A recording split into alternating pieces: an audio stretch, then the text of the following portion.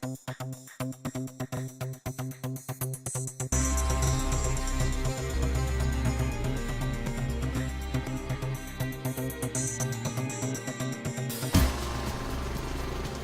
are the Thoughts of the Day breakfast? There is a pluralistic community of people in all walks of life, the non-profit sector, business, communications, politics, etc. And in order to stimulate your thinking, as well as obviously facilitate your networking, these breakfasts invite topical, interesting people to say what's on their minds. A secular thought for the day as per the Today programme.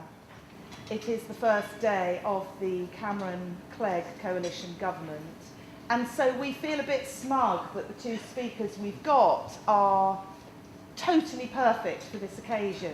My point was always, if they have this attitude towards the public money on their own personal expenses, how are they going to be thinking about when they award big contracts about IT programs?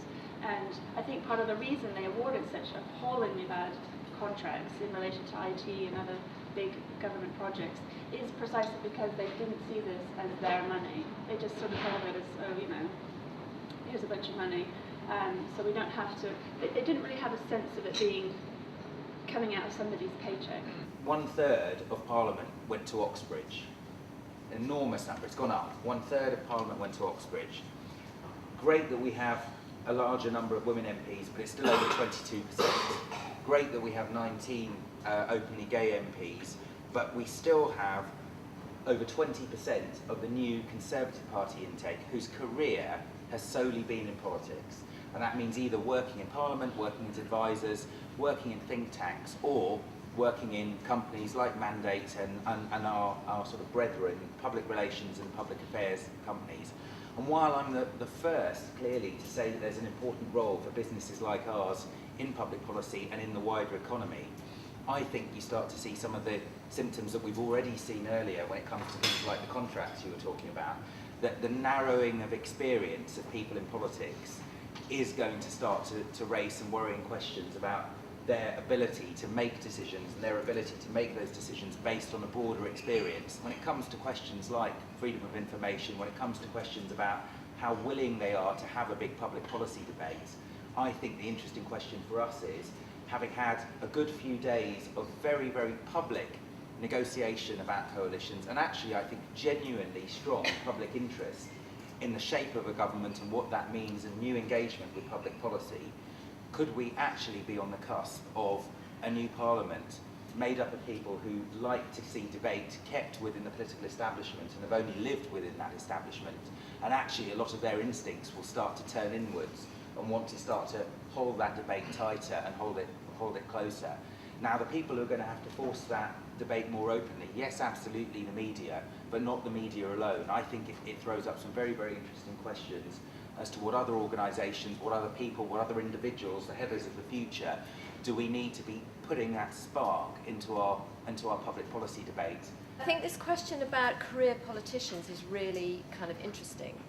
And there's a sort of, there's an irony, isn't there, that we may have excited and whet the appetite of a whole new generation for politics and political debate, but that might just exacerbate the problem in some ways in terms of the people wanting to come in. We do have the means now where, the vast majority of the population could all have a touch of the Heather Brookes in them to keep kind of questioning and asking more of their representatives than maybe they ever have before. But how do we build on that? How do we foster that? How does the system cope with that? The interesting question that's been raised here is about entitlement. And if you're an old Etonian, Oxbridge educated person, you can't approach British society today as someone who believes that you're entitled.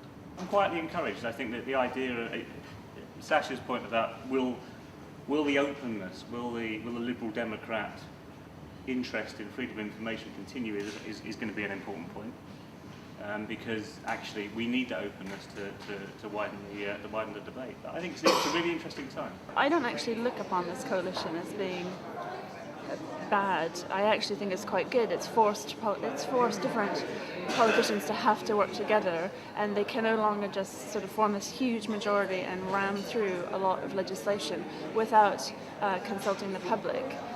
Or even themselves. So they are going to have to actually work together, and I think that will make for better legislation. I think the level of debate, particularly on today when we have a new government in power, is very exciting. I think the different thoughts that different people have had regarding the way that the economy is going to develop and the way the political parties are going to evolve over the next few months is very exciting.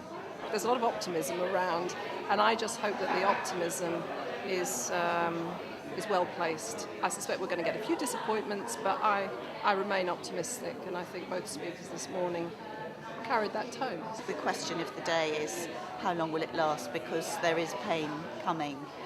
We have a new dawn, but things might start to look very gloomy soon, and I think what's going to be interesting is watching the Labour Party quietly picking up the pieces, regrouping itself, having a shiny new leader, and who knows, being re-elected sooner than we might think. I guess we're all now thinking, how is this next government going to work? Everybody has thoughts about it, ideas about it, has great hopes for it. I just hope the politicians will pick up on that and really implement it and seek to involve the public in an ongoing discussion. I think that some politicians have got a very, very new insight and feel much, much more engaged with the public, much more engaged in having public debates. I think the interesting question is going to be, will a coalition force more discussions to happen behind the scenes, and will politicians slightly lose touch with the enthusiasm for having a much more open debate? And if that's the case, it's up to all of us to force them to keep that enthusiasm up.